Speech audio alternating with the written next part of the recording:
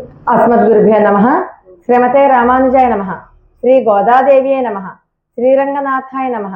कर्कटे पूर्व फल्गुण्यां तुलसी काननोद्भवां पाण्ड्ये विश्वंभरां गोदां वंदे श्रीरंगनायकीं।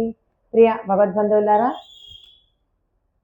ఆళ్వార్ దివ్య ప్రబంధ ప్రాజెక్ట్ తిరుమల తిరుపతి దేవస్థానం వారి ఆధ్వర్యంలో జరుగుతున్నటువంటి ఈ తిరుప్పావై దివ్య వ్రత మహోత్సవాలలో భాగంగా ఈరోజు 28వ పాసురాన్ని అనుసంధానం చేసుకుంటూ అందులో ఉన్నటువంటి విశేషాంశాలు మనం తెలుసుకోవడానికి ప్రయత్నం చేద్దాం.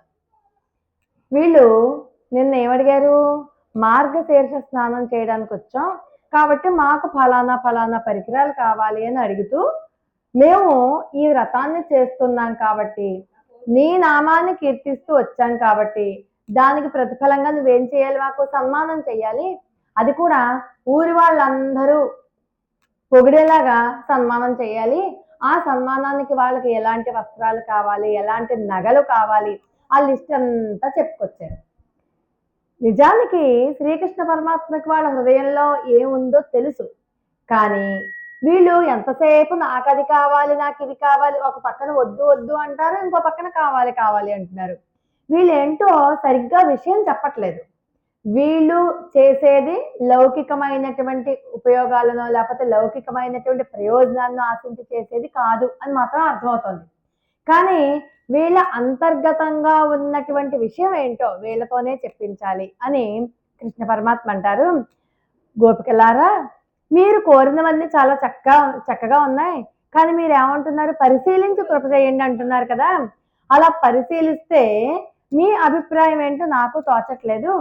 వ్రతంలో మీకు చాలా గొప్ప అలంకరణలు, భోగాలు కావాలి అని అడుగుతున్నారు కదా. మీరు మాకు ఇంత అలంకరణ కావాలి, ఇలాంటి భోగం కావాలి, మాకు ప్రత్యేకంగా ఒక సన్మానం కావాలి, దానికి ఇలాంటివి కావాలని అడుగుతున్నారు కదా. అంత విలువైన వస్తువులు మీకు ఇవ్వాలి అంటే మీకున్న అధికారం ఏంటి? అసలు మీకున్న యోగ్యత ఏంటి?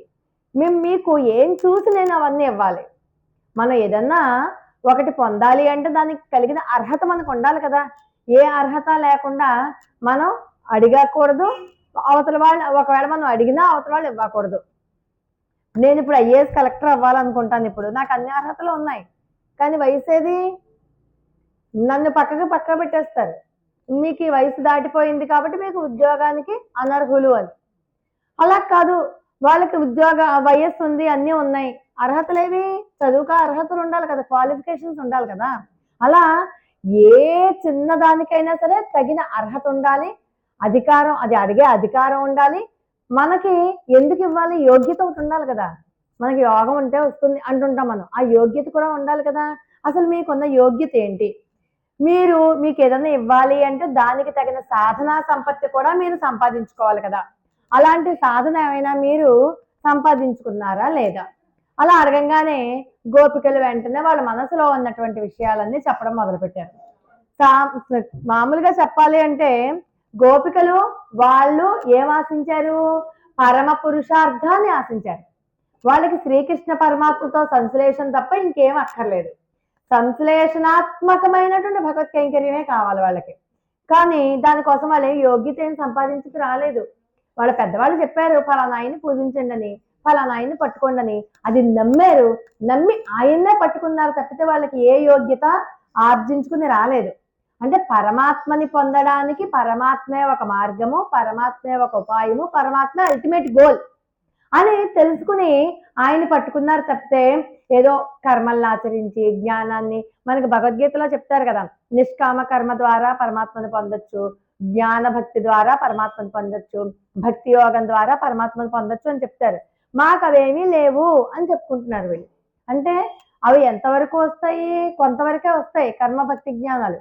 పూర్తిగా నీకు భగవంతునితో నిత్య సంశ్లేషణాత్మకమైనటువంటి కైంకర్యం కావాలి అంటే అవి కూడా మాకు లేవు, అంత యోగ్యత మాకు లేదు. ఒకవేళ మాకు నిజంగా అది ఉండాలి అంటే నువ్వే పొందించాలి, మేమెవరు తీసుకోవడానికి? అంటే ఈ పాసురంలో వీళ్ళు ఏం చెప్తున్నారు? నిన్ను పట్టుకోవాలి అంటే మాకు ఏ యోగ్యత లేదు, మేము ఏ సుకృతము చేసుకోలేదు అని చెప్పుకోవాలి. అంటే వాళ్ళ యొక్క అయోగ్యతను చెప్పుకోవాలి. మాకంత యోగం లేదు, మేము అయోగ్యులము, అయోగ్యతానుసంధానము అంటారు వైష్ణవ సాంప్రదాయంలో. అంటే మేము అన్ని రకాలుగా అయోగ్యులము అని చెప్పుకోవాలి. శంకరాచార్యుల వారు కూడా అమ్మవారిని కీర్తిస్తూ చెప్తారు, నేను అయోగ్యుణ్ణి, నేను అజ్ఞానిని, నీ పిల్లలందరిలోకి కూడా కట్టకడపటి వాడిని నేనే, బలహీనుని నేనే. అసలు శంకరాచార్యుల వారు అంటేనే అపర శంకరులు, సాక్షాత్తు పరమేశ్వరుని యొక్క అవతారమే శంకరులు అంటారు. అలాంటిది ఆయనే అమ్మవారిని ప్రార్థిస్తూ అంటారు, నాకేమీ తెలియదు, నేను అజ్ఞానిని. అదే అంత పెద్ద అయినా అజ్ఞానిని అని అయోగ్యతానుసంధానం అనమాట. నేను ఎందుకు పనికిరాని వాడిని, నీ పిల్లలందరిలోకి నేను కట్టకడపటి వాడిని, బలహీనుణ్ణి, నాకు ప్రార్థించడం రాదు, నీకు సరిగ్గా నైవేద్యం పెట్టడం రాదు, నిన్ను స్తోత్రం చేయడం రాదు, నిన్ను పొగడ్డం రాదు అని. నిజానికి రాదు రాదు రాదు అన్నీ వచ్చాయనికి, కానీ రాదు రాదు రాదు అది వినయం అన్నమాట. అయోగ్యతానుసంధానము, తన అయోగ్యతని నిరూపించుకోవడం. మనం ఎన్ని పూజలు చేసినా చివరికి ఏమని ప్రార్థిస్తాం? మంత్రహీనం క్రియాహీనం భక్తిహీనం జనార్దన యత్ పూజితం మయా దేవ పరిపూర్ణం తదస్తుమే అంటాం. అంటే నేను చేసినటువంటి ఈ పూజలో మంత్రం లోపించవచ్చు, చర్య లోపించవచ్చు, భక్తే లోపించవచ్చు, కానీ అవన్నీ కూడా నువ్వు నోటీస్ చేయకుండా నేను చేసిన పూజను పూర్తిగా గ్రహించు, నా అపరాధాన్ని క్షమించు. అలాగే వెంకటేశ్వర స్వామి వారిని సుప్రభాతంలో ఏమొస్తుంది? అజ్ఞానినా మయా దోషాన శేషాన్ విహితాన్ హరే క్షమస్వత్వం క్షమస్వత్వం శేషశైల శిఖామణి అంటాం. అజ్ఞానంతో నేను ఎన్నో తప్పులు చేశాను, నువ్వు క్షమించు అని. అంటే ప్రతి దానికి కూడా అపరాధ క్షమాపణ చేసుకోవాలి. దీంట్లో ఈ బాలికలంతా కూడా అపరాధ క్షమాపణ చెప్తూ నిన్ను పొందడానికి మాకు ఏ యోగ్యత లేదు అని చెప్తారు. అపరాధ క్షమాపణ అంటే వాళ్ళు చేసినటువంటి తప్పులన్నీ. ఇప్పుడు మనం మనం ఒక డాక్టర్ దగ్గరికి వెళ్తాం, ఆయన ఏదో పథ్యం చెప్తారు, మనం నోరు ఆపుకోలేక ఒక రోజు ఏం చేస్తాం, అది పక్కన పెట్టేసి తినేస్తే రోగం తిరగబెడుతుంది. మళ్ళీ డాక్టర్ దగ్గరికి పరిగెత్తుకుంటూ వెళ్తాం. అప్పుడు డాక్టర్ గారికి మనం నిజం దాచకుండా చెప్పాలి. నిజం దాచేసామంటే సరైన మందు రాదు. అందుకని మీరు ఇలా వద్దన్నారని నేను కానీ ఇలా పొరపాటున ఇలా చేసేసానని చెప్తే మళ్ళీ ఒక 2 చివాట్లు పెట్టి ఒక మంచి మందు మళ్ళీ ఇస్తారు. అక్కడ రోగం వేరు, వైద్యుడు వేరు, అవునా కదా? కానీ ఇక్కడ అలా కాదు. మనకు వచ్చినటువంటి వ్యాధి ఏంటి? భగవత్ ప్రేమ అనే వ్యాధి. ఈ భగవత్ ప్రేమ అనే వ్యాధికి మందు, వైద్యము, పథ్యము, అపథ్యము అన్ని పరమాత్మే. పథ్యం చెప్పినా ఆయనే చెప్పాలి, వైద్యం చేసినా ఆయనే చెయ్యాలి, ఔషధం ఇచ్చినా ఆయనే ఇవ్వాలి, అన్నీ ఆయనే. అందుకే మనకి విష్ణు సహస్రనామంలో ఔషధం జగతస్సేతు సత్యధర్మ పరాక్రమ అంటారు. అన్ని ఔషధాలు ఇచ్చే ఆయనే. వైద్యుడు కూడా ఆయనే. వేద్యో వైద్య సదాయోగి వేరహ మాధవ మధు అంటారు. ఆయనే వైద్యుడు, ఆయనే మందు, ఆయనే, అన్నీ ఆయనే. కాబట్టి మనం ఏం చేయాలి? ఇప్పుడు ఇచ్చేది ఆయన అయినప్పుడు ఆయన దగ్గర దాపరికం ఎందుకు? అందుకని మాకే ఏ యోగ్యత లేదు అని చెప్పుకుంటూనే మేము ఏమైనా తప్పులు చేస్తే, ఇలా తప్పులు చేస్తే కదా చేసాం కాబట్టి మేము అయోగ్యులం, కాబట్టి అయోగ్యతానుసంధానం చేసుకుంటూ మా అపరాధాన్ని క్షమించు అంటూ డైరెక్ట్ గా ఆయన దగ్గర చెప్పేస్తారు. ఇదివరకు ఏమైనా మేము అపరాధం చేసి ఉంటే కనుక మమ్మల్ని క్షమించు అంటూ ఈ రోజు ఈ గోపబాలికలంతా కూడా ఆయనని పొందడానికి మేము చేసే సుకృతం ఏమీ లేదు, మేము చేసే పుణ్యం ఏమీ లేదు, మేము ఇలా మా పెద్దవాళ్ళు చెప్పారు మేము వచ్చేసాం అంతే, మాకేం తెలియదు అని ఆ తెలియని తనాన్ని ఈ కృష్ణుడికి చెప్తారు. కృష్ణ పరమాత్మ కూడా వీళ్ళకి అంత ఉత్కృష్టమైనటువంటి స్థానం ఇవ్వాలి అంటే వీళ్ళ మనసులో అంతర్గతంగా ఇంకా ఏమైనా వాసనలు ఏమైనా మిగిలిపోయి ఉన్నాయా? ఆయన కూడా పరీక్ష. ఎంత నిప్పుల్లో బంగారాన్ని ఎంత పుటం పెడితే అంత బాగా మెరుస్తుంది, అంత మంచి నగ తయారవుతుంది అంటారు కదా.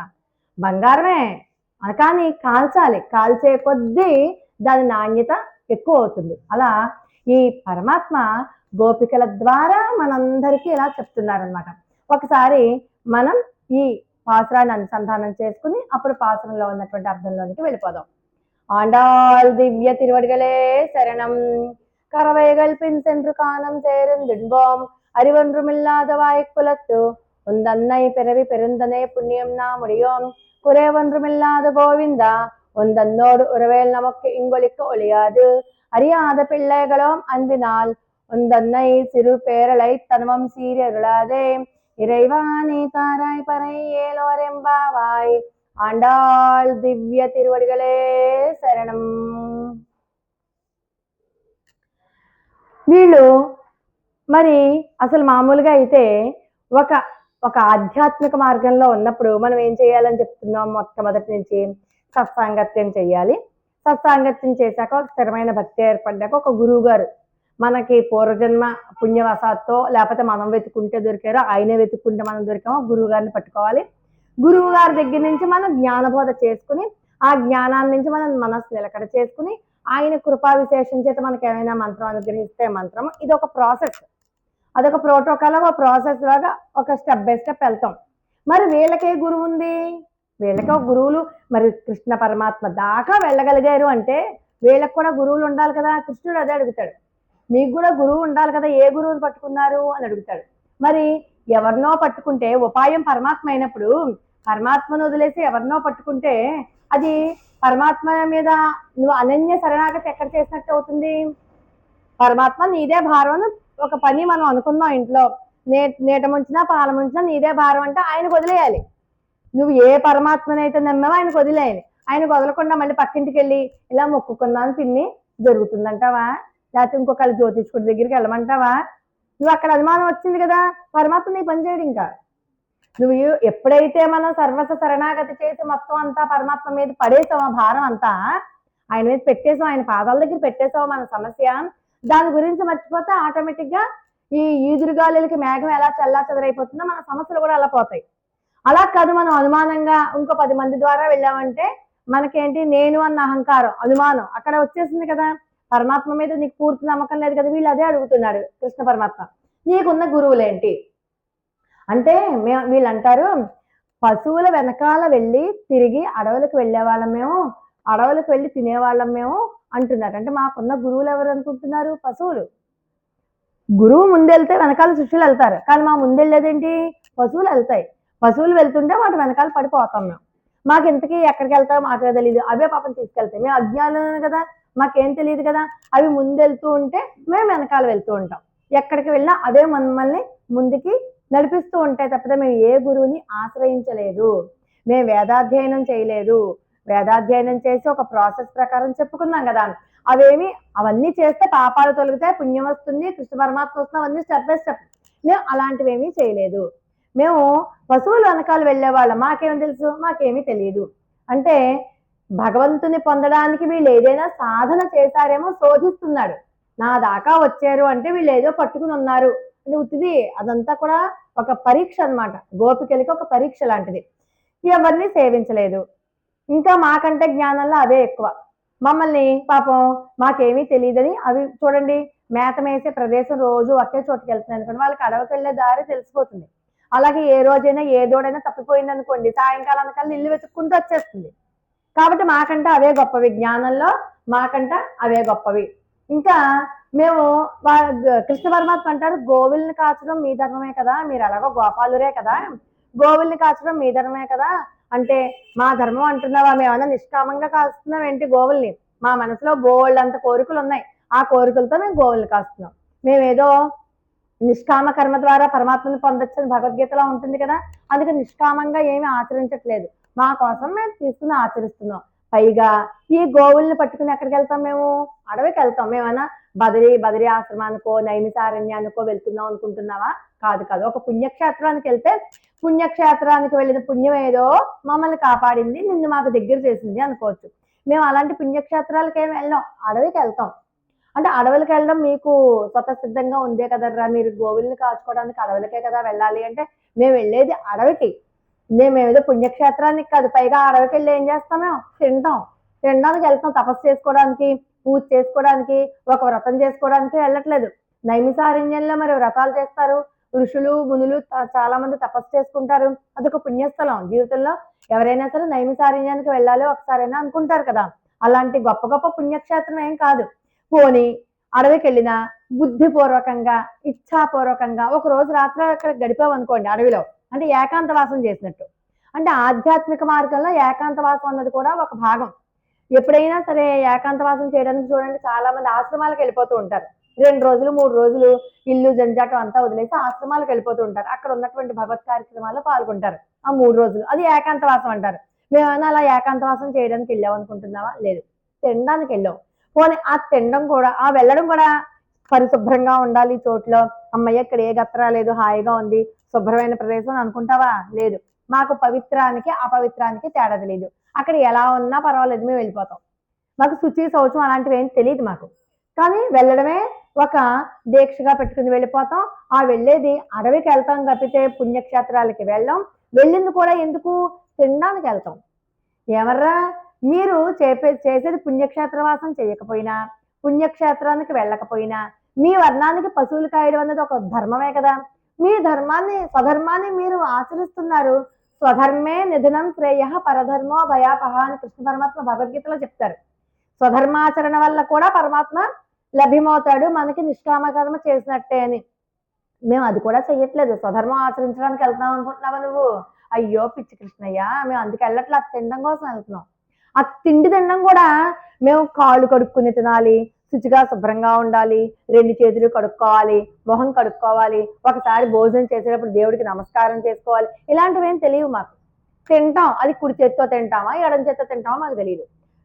నడుస్తూ తింటాం, పశువుల వెనకాల పరిగెత్తు తింటాం. అంతేగాని తూర్పు ముఖంగా తింటే కీర్తి ప్రతిష్టలు వస్తాయి, పడమర ముఖంగా తింటే ఇంకోటి ఏదో వస్తుంది, అలా కూర్చుండే విధి విధానాలు తెలుసుకుని తింటున్నాం అనుకుంటున్నామేమో. అలాంటివి మాకు ఏమీ తెలియదు. అంటే ఏమీ తెలియని వాళ్ళం మేము, ఉత్త అమాయకులు అని అయోగ్యతానుసంధానం చేసుకుంటున్నారు వీళ్ళు. అలా చెయ్యాలన్నమాట. పరమాత్మ దగ్గర నేను అజ్ఞానిని. నిజానికి వేదాలు చదివేసినటువంటి మహర్షులు కూడా పరమాత్మ దగ్గరికి వచ్చేసరికి 2 చేతులు జోడించి నమస్కారం చేస్తారు. నేను అజ్ఞానిని, సర్వాంతర్యామి నువ్వే, నాకు ఏమీ తెలియదు, నువ్వే కరుణించి కటాక్షించి కాపాడాలి అని ఎప్పుడూ కూడా వినయంతో ఉండి నాకు ఏమీ తెలియదు అని అనుకో. అందుకే చూడండి, అన్నీ ఉన్న ఆకు అణిగిమణిగి ఉంటుంది, ఏమీ లేని ఆకు ఎగిరెగిరి పడుతుంది అంటారు. అన్నీ ఉండాలి. దాంతోపాటు మనం అయోగ్యతానుసంధానం అది చేసుకోవడానికి మనమేమి సిగ్గుపడక్కర్లేదు. పరమాత్మ దగ్గర సిగ్గుపడనే అక్కర్లేదు. నాకు ఏమీ లేదు అంటే కృష్ణ పరమాత్మ ఏంటి, వీళ్ళకి ఏదో ఒక గుణం ఉందని చెప్పి చూపించేసి వాళ్ళని స్వీకరించడం మానేస్తాడేమోనని, వాళ్ళకి ఎంతసేపు మాకేమీ లేదు, మాకేమీ తెలియదు, మేము ఏం చేసేది కాదు, మేము కర్మయోగం చెయ్యట్లేదు, మేము భక్తి యోగం చెయ్యట్లేదు, మాకు జ్ఞానం కూడా లేదు అని, మాకు ఏమీ లేదు అని చెప్తారు. పైగా మేము తినేది కుడి చేతితోటో ఎడం చేత్తో కూడా మాకు తెలియదు, నడుస్తూ తింటాం, పరిగెడుతూ తింటాం, పశువుల వెనకాల పరిగెడుతూ తింటాం, శుభ్రంగా కూడా ఉండవు మా చేతులు. ఇలా మేము ఎంగిలని కానీ, కంపు కొడుతుందని కానీ, అది వాసన వచ్చేసింది పాచిపోయిందని కానీ మేము అలా ఏం ఆలోచించాం. తింటాం, తిండి కూడా ఎందుకు, మా పొట్ట నిండాలి కాబట్టి. మాకు ఆకలి తీరడమే మా గోల్. అది శుభ్రంగా ఉందా, దేవుడికి ఏమైనా నైవేద్యం పెట్టారా అని మేమేం ఆలోచించాం. పోనీ మేము ఎవరింటికన్నా వెళ్ళి భోజనం చేద్దామా అనుకుంటే మాకు అలా తెలియదు కదా. ఎవరింటికన్నా వెళ్తే భోజనం చేస్తే వాళ్ళు ఇంట్లో వంట చేసుకున్న వంట ముందు దేవుడికి నైవేద్యం పెడతారు కాబట్టి ఆ ప్రసాదం తిన్నాం కాబట్టి మాకేదో పుణ్యం వచ్చింది అనుకోవచ్చు. మేము అలా ఎవరింటికి వెళ్ళి భోజనం చెయ్యం కదా. మేము వెళ్ళేదే అడవులకి. ఆ అడవులకి కూడా పవిత్రమైన స్థలంలో తినాలని కానీ, ఒక కోనేరు, ఒక సరస్సు, ఒక కాలువ చూసుకుని దాంట్లో 2 మునకలు వేసి దేవుడికి దండం పెట్టి తినాలని కానీ ఏ నియమాలు మాకు లేవు. కాబట్టి మేము తినడమే. పశువుల కంటా కూడా అజ్ఞానులం మేము, వాళ్ళే మాకంటే ఎంతో జ్ఞానవంతులు. కాబట్టి మాకు ఎటువంటి కర్మ తెలియదు, ఎటువంటి జ్ఞానము లేదు, ఎటువంటి భక్తి కూడా లేదు అంటారు. అంటే వెంటనే కృష్ణ పరమాత్మ అంటారు, ఏమన్నా మీకు ఒక యోగ్యత ఉండాలి కదా. కర్మయోగమా శూన్యం, జ్ఞానయోగమా పూజ్యం, భక్తి యోగమా లేనే లేదంటారు. అసలు మిమ్మల్ని ఏమి చూసి నేను మీకు ఇవ్వాలి? మీరు అడిగిన వస్తువులన్నీ కూడా ఏదో ఒక అర్హత ఉంటేనే కదా ఇస్తాం. మీకు ఏం చూసి ఇవ్వాలి? మీరు భగవత్ ప్రాప్తి కోసం సాధన ఏం చేశారు? ఏదో ఒక సాధన చేసి ఉండాలి కదా. ఏ సాధన లేకుండా మీకు ఎలా ఇస్తామనుకుంటున్నారు అంటే వీళ్ళంటారు, అరివొండ్రుమిల్లాద వాయుకులత్తు, జ్ఞానమేమీ లేని గోపవంశంలో జన్మించాం మేము. అసలు మేము జన్మించిన వంశమే జ్ఞానం లేని వంశం. అలాంటి వంశంలో మేము పుడితే మాకు ఇంకా కర్మయోగము, జ్ఞానయోగము, భక్తి యోగము ఇవి ఎక్కడ వస్తాయి? మా పుట్టికే అలాంటిది. మాకు పశువుల్ని మేపడం, దాని నుంచి వచ్చే పాలు అమ్ముకోవడం, తినడం తెలుసు. పశువులనేమో ఎక్కడికో దూరంగా మేపుకుని వెళ్ళడం తెలుసు. అంతే తప్పితే ఈ పూజలు, పునస్కారాలు, మంత్రాలు, వ్రతాలు ఇవేమీ తెలియదు. కాబట్టి మా పుట్టికే పశువుల్ని మేపుకునేటటువంటి జ్ఞానం లేని వంశంలో పుట్టాము. ఇంకా మాకెక్కడ వస్తుంది జ్ఞానం? పైగా ఆ ఆహారం అయినా మంచిగా అందంగా వండారని అనుకుంటున్నారా? ఆహార శుద్ధో సత్వశుద్ధి అంటారు కదా. ఆహారం పవిత్రంగా స్నానం చేసి మడిగట్టుకుని ఏమైనా వండిన ఆహారం అనుకుంటున్నా మేము చెద్దన్నం తెచ్చుకుంటాం. ఆ చెద్దన్నం కూడా గంజి వాడుతున్న చెద్దనో, వాసన కొట్టే చెద్దనో ఏమో తెలియదు, అది తెచ్చుకుంటాం. పొట్ట నిండాలి కాబట్టి మేము ఏ నియమాలు కూడా పాటించాం, ఆహారంలో ఏ నియమాలు పాటించాం. కాబట్టి మాకు జ్ఞానం ఏమీ లేదు అని చెప్తున్నారు. సరేనరా, పోనీ ఇవేమీ లేవంటున్నారు కదా, మీ వద్ద ఏమైనా సుకృతం ఏమన్నా ఉందా? ఏదైనా పుణ్యం ఏమైనా ఉందా? అంటే వీళ్ళు అంటారు, జ్ఞానగంధము లేని గోపవంశంలో నువ్వు జన్మెచ్చావు కదా, మేమేమైనా అడిగామేంటి, మేము నువ్వు మా వంశంలో పుట్టని, మేము ఇంత అజ్ఞానులు అని నీకు తెలుసు, కానీ అజ్ఞానులు అయినప్పటికీ కూడా నువ్వు మా వంశాన్ని ఏరుకొని కోరుకొని నువ్వు వచ్చి మా వంశంలో జన్మించావు, అంత మాకు పుణ్యం లేదేంటి, నువ్వు కావాలని వచ్చావు కదా అంటే, అదేవర్రా ఇప్పుడే కదా పుణ్యం లేదన్నారు, ఇప్పుడు మళ్ళీ పుణ్యం ఉందంటున్నారేంటి, మీ మాటలు నాకేం అర్థం కావట్లేదు అంటాడు కృష్ణ పరమాత్మ. అది కాదు, నువ్వు మేము ఏ ప్రయత్నము చెయ్యకుండానే మా ఇంట్లో పుట్టావు, మాతో పాటు తిరిగావు, మాతో పాటు ఆడావు, మమ్మల్ని పొందాలని నువ్వు మా దగ్గరికి వచ్చావు, మేము మా కోసం మేము చేసినటువంటి ప్రయత్నం ఏమీ లేదన్నాం. కానీ అంటే సాధ్య పుణ్యము సిద్ధ పుణ్యము రెండు రకాల పుణ్యాలు ఉంటాయి. సాధ్య పుణ్యం అంటే మనం ఏరి కోరి ప్రయత్నపూర్వకంగా కొన్ని పుణ్యకార్యాలు చేస్తే వచ్చే పుణ్యం సాధ్య పుణ్యం.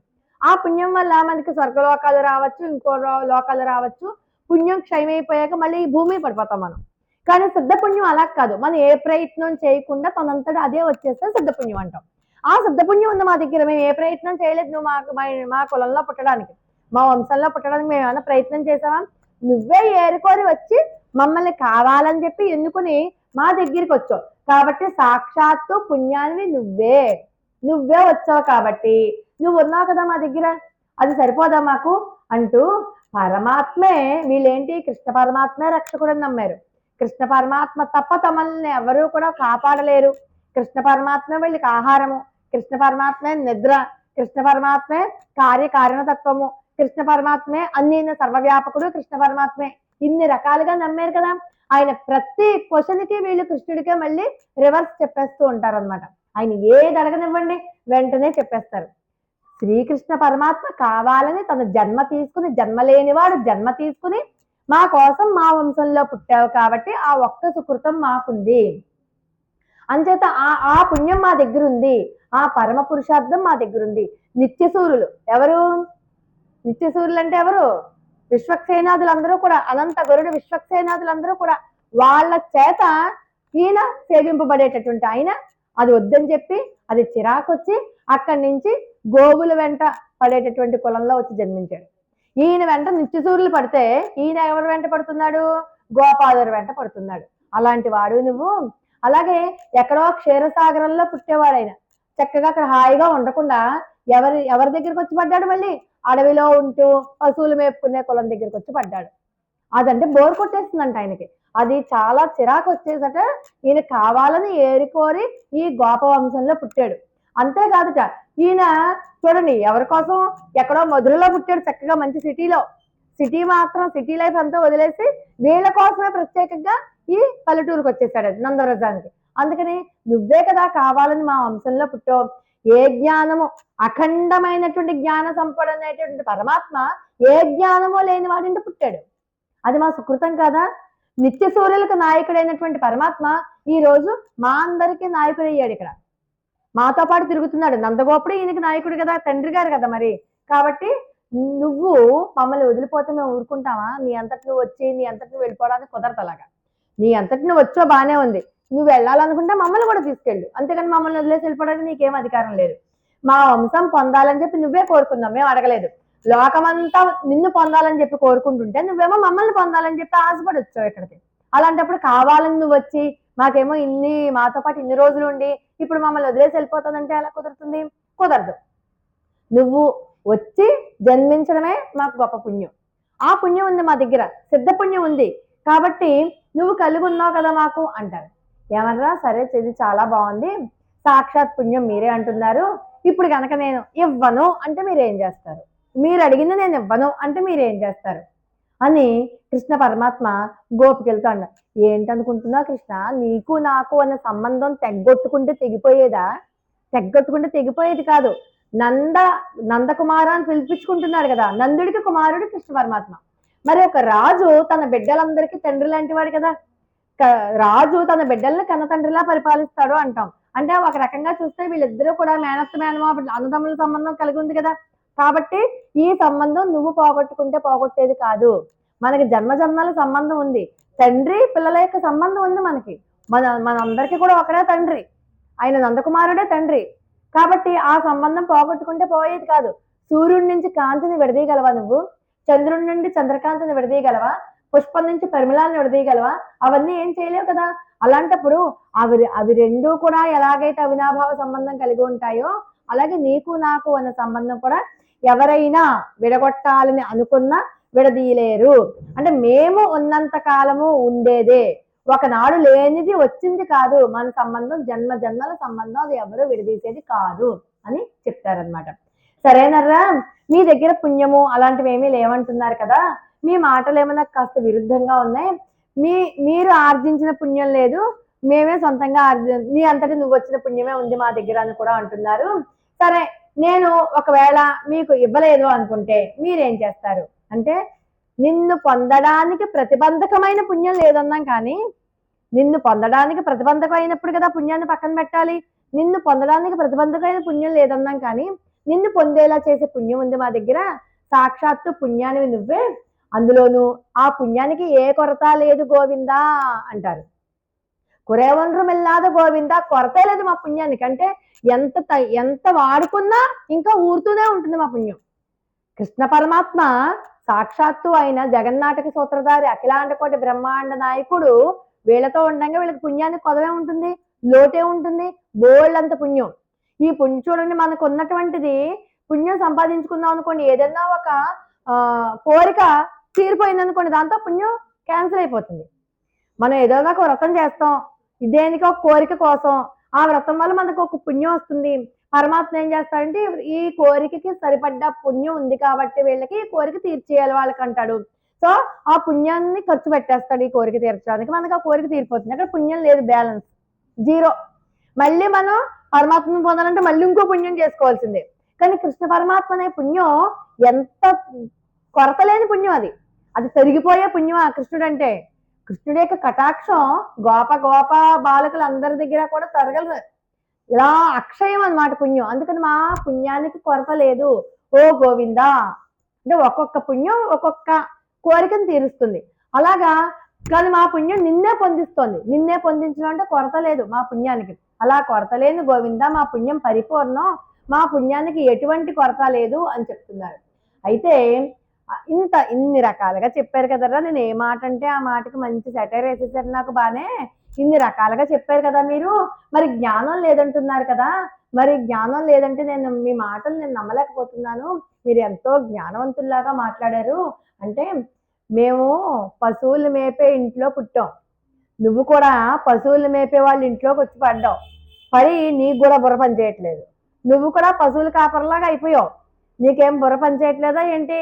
నువ్వేమన్నావు ఆ రోజు, చిటికిన వేలుతో గోవర్ధనగిరి పర్వతం ఎత్తేసావు కదా. పశువులను మేపి వాళ్ళ కోసం కొండెత్తి గోవిందాభిషేకం చేయించుకుని నీకు ఆ గోవిందత్వమే ఘనత అన్నట్లుగా జ్ఞానం చేత, పశుపక్షాదుల చేత, వాత్సల్యాదుల చేత కూడా నువ్వు పరిపూర్ణుడివే ఉన్నావని చెప్పి నువ్వే చెప్పావు కదా అంటారు వీళ్ళు, గుర్తు చేస్తారు. గోవిందా, గోపాలుడి వేషంలో చక్కగా గొట్టం పట్టుకుని ఆ పాలు పెతికి నువ్వు చక్కగా పిండి చేస్తావు ఇక్కడ. కానీ అక్కడ వైకుంఠంలో నిత్య సూర్యులే నీ కాళ్ళు పడతారు. కానీ నువ్వు అది మానేసి, అది చిరాకు వచ్చి కదా నువ్వు మా దగ్గరికి వచ్చావు. మాకులాగా నీకు కూడా బుర్ర పనిచేయట్లేదేమో, మేము గోపాలుల యొక్క వంశంలో ఉన్నాం మేము, ఓ గోవిందా నువ్వే చెప్పావు నాకు అంటారు. అదేంటర్రా, గోవిందా అన్న నామం మీకు ఇప్పుడు గుర్తొచ్చిందా అని అప్పుడు చెప్తాడు. ఏంటిట, మనకి తెలుసు, మనకి పరమాత్మ యొక్క భక్తులలో భక్తులు ఉంటారు, శత్రువులు ఉంటారు. శత్రువుల యొక్క అహంకారాన్ని పోగొట్టడం మనం తెలుసు. భక్తుల యొక్క అహంకారాన్ని ఎలా పోగొట్టాలి, అది కూడా పాపం ఈయనే ఆ కార్యాన్ని కూడా భుజం మీద వేసుకున్నారు. ఆ నందవ్రజంలో వీళ్ళందరూ కూడా ప్రతి సంవత్సరం మనం చూడండి గుడి వార్షికోత్సవం ఎలా చేసుకుంటామో వాళ్ళు కూడా ఒక వార్షికోత్సవం చేసుకుంటారు.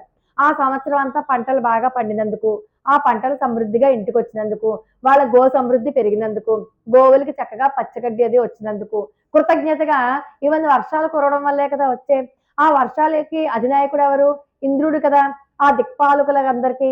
కాబట్టి ఇంద్రుడికి కృతజ్ఞతాపూర్వకంగా ప్రతి సంవత్సరం వీళ్ళు ఒక యజ్ఞం చేస్తారు. ఆ యజ్ఞం చేస్తూ ఉంటే ఆ యజ్ఞంలో ఉన్నటువంటి హవిస్సులు వేయడం వల్ల ఆ ఇంద్రుడికి ఆకలి తీరుతూ ఉండేది ప్రతి సంవత్సరం. కొన్ని సంవత్సరాలు అయ్యేసరికి ఇంద్రుడికి ఒక అహంకారం వచ్చింది.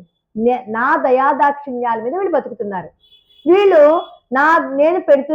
నేను దయ చూపిస్తే వీళ్ళు పంటలు పండుతాయి, దయ చూపించకపోతే వీళ్ళకి అధోగతే.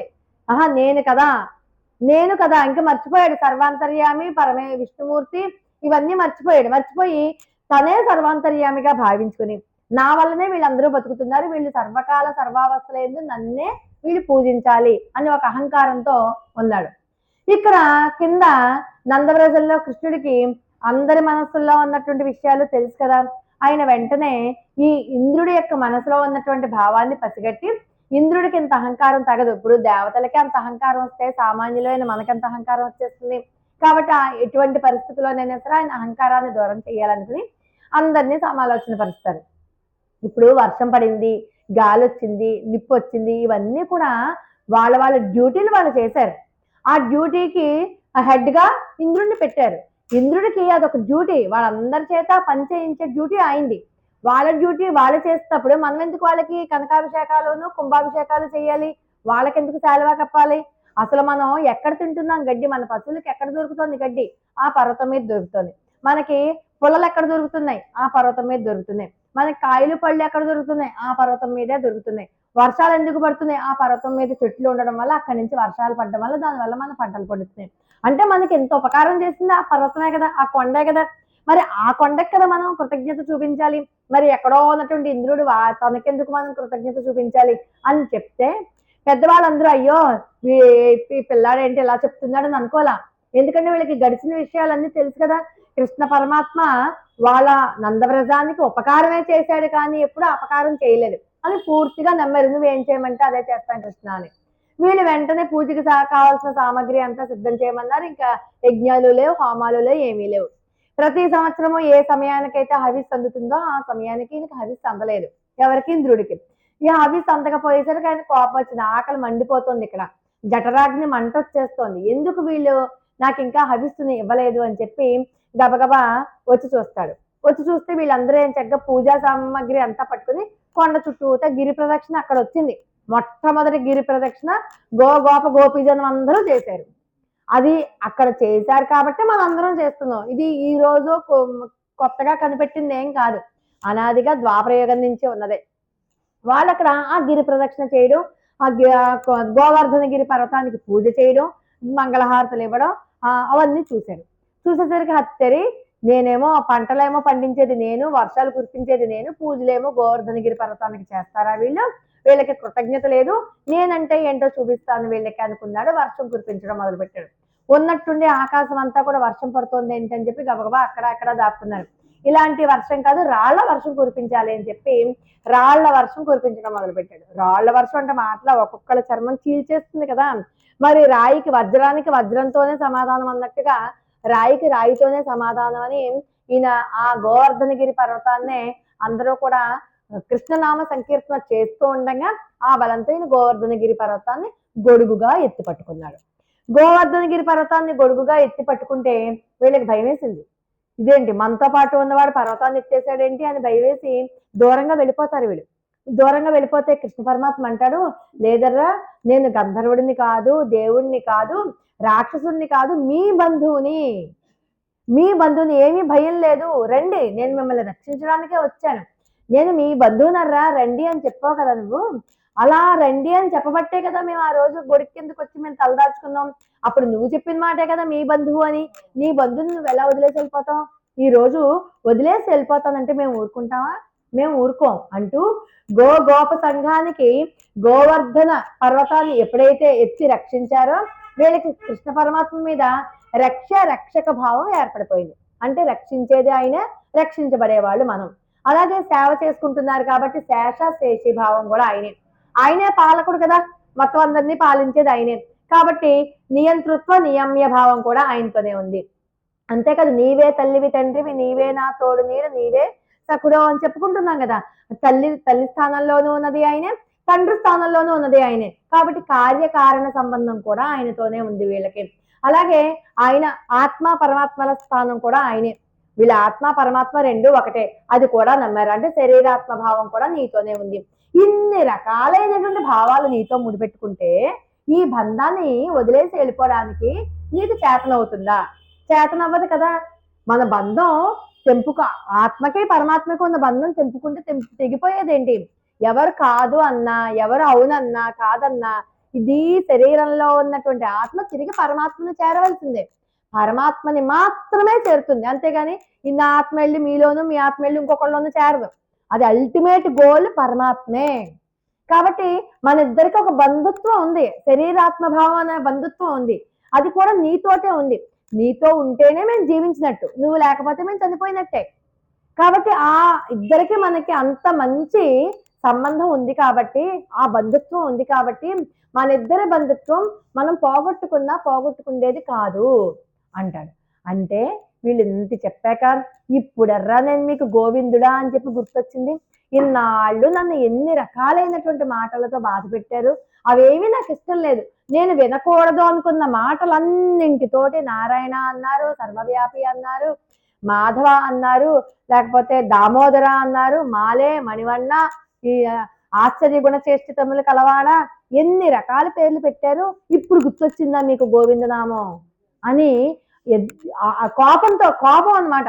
అంటే తనకి ఆ నారాయణ అన్న నామాన్ని వినవలసి వస్తుందనే వైకుంఠం నుంచి పారిపోయి వచ్చేసట్టిన, పారిపోయి ఇక్కడ దిగేట. మీ అందరితోనూ ఉంటే ఆ గోవిందనామాన్ని నేను, ఆయన మళ్ళీ పైగా ఒకరోజు ఎత్తాడే గొడుగుని, 7 పగళ్ళు 7 రాత్రుళ్ళు ఎత్తాడు ఆయన. అంత కష్టపడి జన్మలేనివాడు జన్మ తీసుకుని గోగోపవంశంలో పుట్టి వీళ్ళ దోళ్ళ వెనకాల ఆవుల వెనకాల తిరిగి వాళ్ళతో తన్నులు తిన్నాడు, యశోదాదేవితో కట్టు వేయించుకున్నాడు, అన్ని రకాలుగా సౌలభ్యాన్ని సౌశల్యాన్ని చూపించి 7 పగళ్ళు 7 రాత్రులునేమో గోవర్ధనగిరి పర్వతాన్ని ఎత్తి అంత కష్టపడి ఆయన ఆర్జించుకుని చివరికి తన తప్పు తెలుసుకుని ఇంద్రుడే వచ్చి గోవింద పట్టాభిషేకం చేస్తాడు. అలా చేయించుకున్నాడు కాబట్టి ఆయనకి గోవింద నామం అంటే చాలా ఇష్టంట.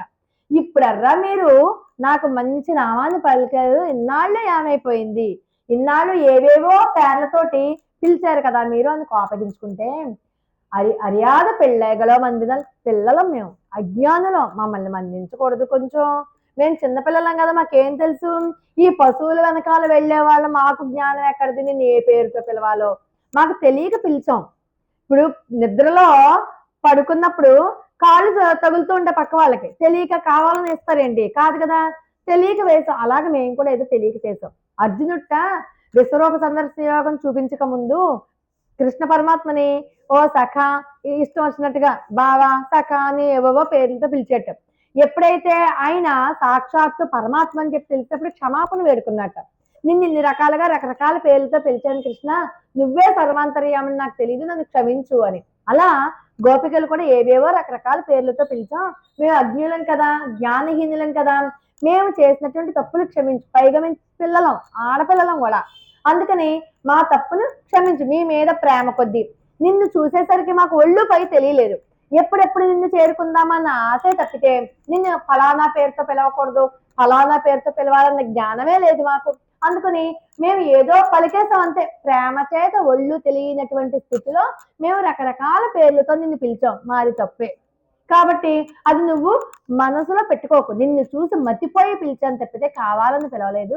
మేము ఈ తప్పులన్నీ కూడా కావాలని చేయలేదు, ఏం చేస్తున్నామో తెలియని స్థితిలో చేశాం కాబట్టి మమ్మల్ని క్షమించు అంటూ వేడుకుంటారనమాట.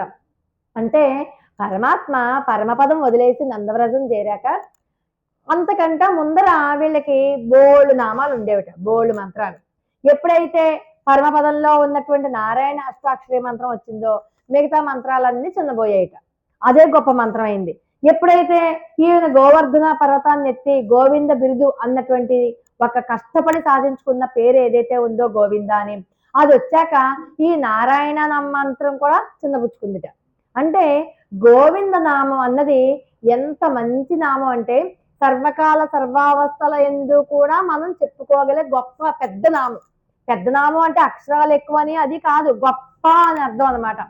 చూడండి, ఈయనకి మిగతా నామాలు పిలిస్తే ఎంత బాధ కలిగేదంటే, ఒకప్పుడు జైల్లో ఉండి వాడికి ఏదో ఖైదీ నెంబర్ 786 అని ఏదో నెంబర్ ఇచ్చారనుకోండి, జైలు జీవితం అయిపోయి జైలు నుంచి విడుదలైపోయాక కూడా అదిగో వాడేరా ఖైదీ నెంబర్ 786 అంటే అతని మనసు ఎంత బాధ కలుగుతుంది. ఇప్పుడు తప్పేమీ చేయలేదు, ఇప్పుడు న్యాయంగా ధర్మంగానే బతుకుతున్నాడు, కానీ పూర్వపు వాసన పోనట్టుగా పిలిస్తే, అలా కృష్ణ పరమాత్మ పాత పేర్లన్నీ పిలిస్తే బాధపడ్డట. ఇప్పుడు ఉన్నటువంటి పేరు పిలవకుండా రకరకాల పేర్లు పెట్టి పిలిచారు కదా, క్షీరాబ్దిసైన, నారాయణ, దేవాదిదేవ, దామోదర, కేశవ, మాధవ అంటూ పిలిచారు కదా, అవన్నీ పిలవడం వల్ల ఈ మనసు కష్టం కలిగిందంట. అందుకని గోవిందా అని పిలవండి. అంటే భగవన్నామాలు అన్నింటిలోకి కూడా అందరూ కూడా సులభంగా ఆశ్రయించదగిన నామం ఏదైనా ఉంది అంటే అది గోవింద నామమే. అది దానికి మైలు కానీ నెలసరి కానీ అంటు కానీ ఏమీ లేదు. సర్వకాల సర్వావస్థలందు నిరంతరము ఎటువంటి నియమాలు లేకుండా హాయిగా అంటే 24/7 అంటాం కదా, జపించుకోవచ్చు. మిగతా మంత్రాలు ఉన్నాయనుకోండి, దానికి కొన్ని నిర్దిష్టమైనటువంటి నియమాలు, నిబంధనలు, రూల్స్, రెగ్యులేషన్స్, ఫలానా ముహూర్తంలోనే చేయాలి, ఇంత సంఖ్య చేయాలి, అలా రూల్స్ ఉన్నాయేమో కానీ గోవింద నామానికి ఏ రూలు లేదు. అందుకే మనం ఏ పుణ్యకార్యం చేయండి గోవిందా అంటాం. ఒక పల్లకి ఎత్తండి గోవిందా అంటాం. ఒక హారతి, అది రాముల వారి గుడి అయినా లేకపోతే నరసింహస్వామి గుడి అయినా ఇంకో గుడి అయినా మనం గోవిందానే అంటాం. ముందు గోవిందా అన్నాకనే జయ శ్రీరామ్ అని వస్తుంది, అవునా కదా? ఎక్కడైనా సరే గోవిందా అంటాం. కాబట్టి ఈ గోవింద నామం వచ్చాక మిగతా మంత్రాలన్నీ కూడా చిన్న మంత్రాలు అయిపోయాయి, చిన్న పుచ్చుకున్నాయట. అంటే వాటికి అంత ప్రాచుర్యం లేదు. పరమాత్మని మనం ఎలుగెత్తి పిలవాలి అన్నా, పరమాత్మ యొక్క కృప పూర్తిగా మనకి దక్కాలి అన్నా మనం ఖచ్చితంగా గోవింద నామాన్ని స్మరించుకోవాలి. అందుకే చూడండి, మనకి వెంకటేశ్వర స్వామి యొక్క నిత్య పూజ చేసుకుంటున్నప్పుడు మనకి వెంకటేశ్వర అష్టోత్తరం రాకపోయినా పర్వాలేదు, విష్ణు సహస్రనామాలు నోటికి రాకపోయినా పర్వాలేదు, చక్కగా గోవింద నామాలతో పూజ చేసుకోవచ్చు.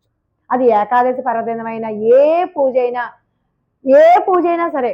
ఆఖరికి మనకి గోవిందామని వచ్చేకాడు శ్రీ శ్రీనివాస గోవింద, శ్రీ వెంకటేశ గోవింద, భక్తవత్సల గోవింద, భాగవత ప్రియ గోవింద, గోవిందామాలతో చేసేసుకోవచ్చు. మనకి బాగా నలిగి ఉందే కదా ఆ నామాలన్నీ కూడా. గోవింద నామాలకి అంతటి విశిష్టత. అంతేగాని అమ్మో ఏకాదశి నాకు పూజ చేయడం రాదు, అయ్యో విష్ణు సహస్రనామాలు నోరు తిరగదు అని మానేసుకోక్కర్లా. గోవింద గోవింద గోవింద, అది కూడా చదవడం రాదు.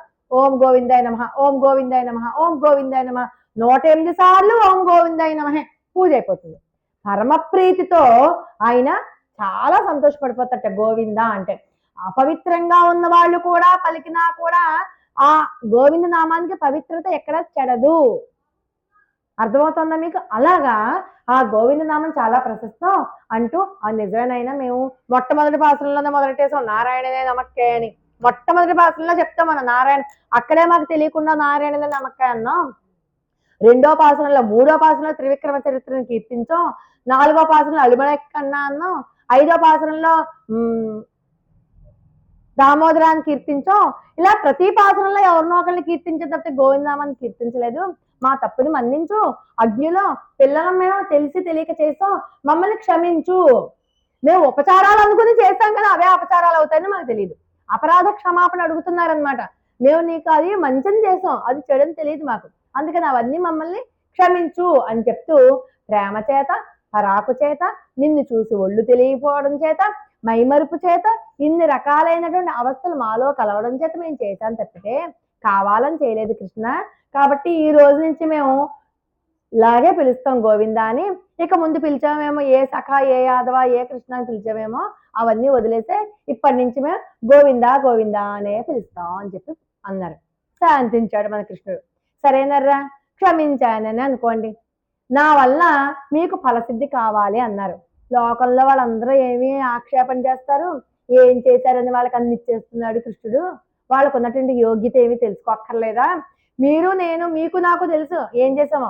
సమాజం అంతా ప్రశ్నిస్తుంది కదా, వాళ్ళ కోసమైనా సరే మీ దగ్గర ఉన్నటువంటిది మీకు ఫలానాది ఇవ్వాలి అంటే నేను ఇవ్వలేను కదా, వాళ్ళ గురించి కూడా నేను ఆలోచించాలి కదా అని మళ్ళీ ఒక వెలుగు పెట్టాడు.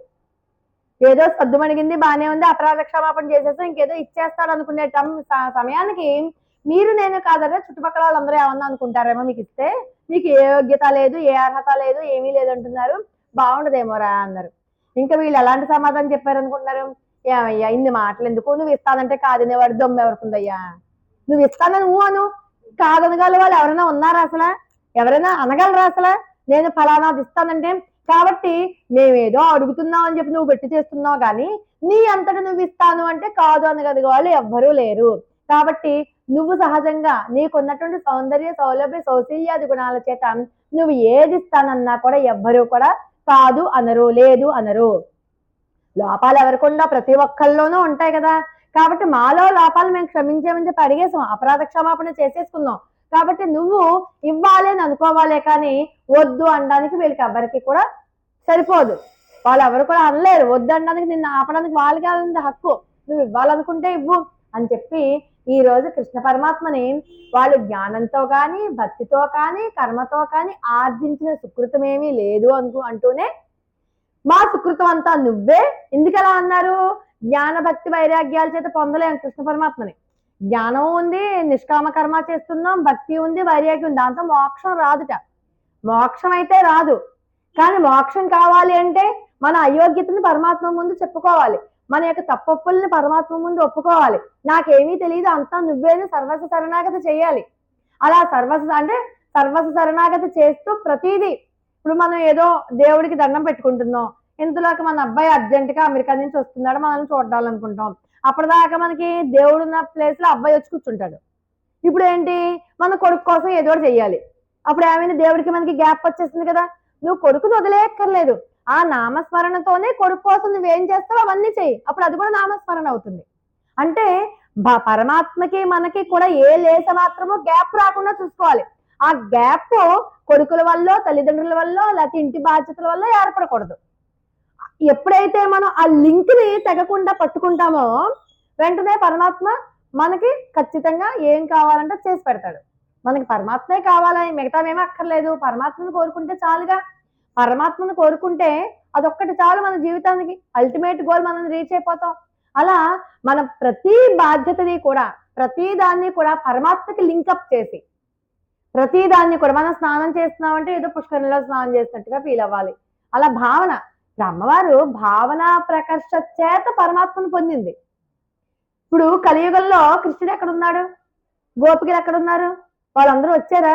మరి ఎలా పొందింది అమ్మవారు ఆర్చామూర్తిగా ఉన్నటువంటి స్వామిని? భావనా ప్రకర్ష చేత.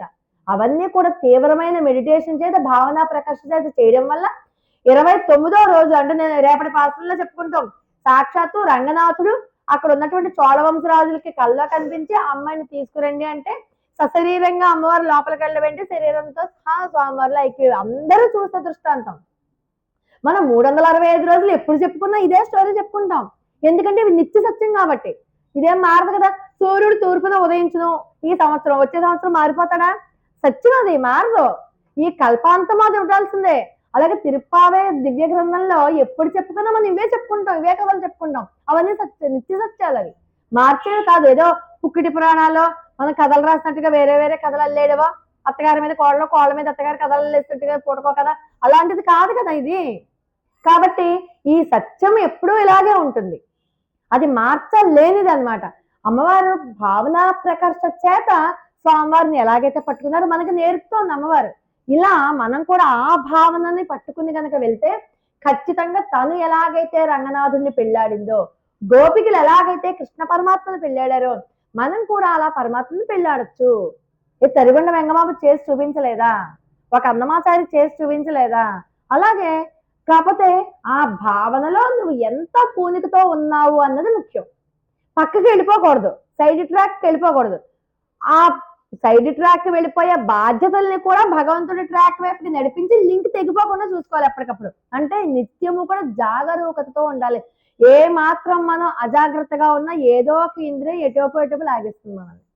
అది లాగకుండా చూసుకునేలాగా మన సాధన, అదంతా కూడా నువ్వేనైనా, మేము ఇప్పుడు పశ్చాత్తాపడుతున్నాం, మమ్మల్ని క్షమించి, మేము చేసిన అపరాధాలన్నీ కూడా ఉన్నాయి, అవన్నీ క్షమించి నువ్వు ఇస్తాను అంటే అడ్డగలిగే వాళ్ళు ఎవరూ లేరు, అడ్డుకునే వాళ్ళు ఎవరూ లేరు, కాబట్టి నువ్వు ఇవ్వాలి అంటూ శ్రీకృష్ణ పరమాత్మని పొందడానికి శ్రీకృష్ణుడే ఒక ఉపాయం అని చెప్పి నిష్కర్షగా ఈ పాసురంలో చెప్పేశారు మన గోదా గోపికలంతా కూడా. రేపటి పాసురంలో ఏం జరుగుతుంది అన్నది రేపటి పాసురంలో మనం తెలుసుకుందాం. ఆండాళ్ దివ్య తిరువడిగలే శరణం. స్వస్తి ప్రజాభ్య పరిపాలయంతాం న్యాయేన మార్గేణ మహీమహీసాః. గో బ్రాహ్మణేభ్య శుభమస్తు నిత్యం. లోకా సమస్తా సుఖినో భవంతు. జై శ్రీమన్నారాయణ, జై శ్రీరామ్. ఆండాళ్ దివ్య తిరువడిగలే శరణం.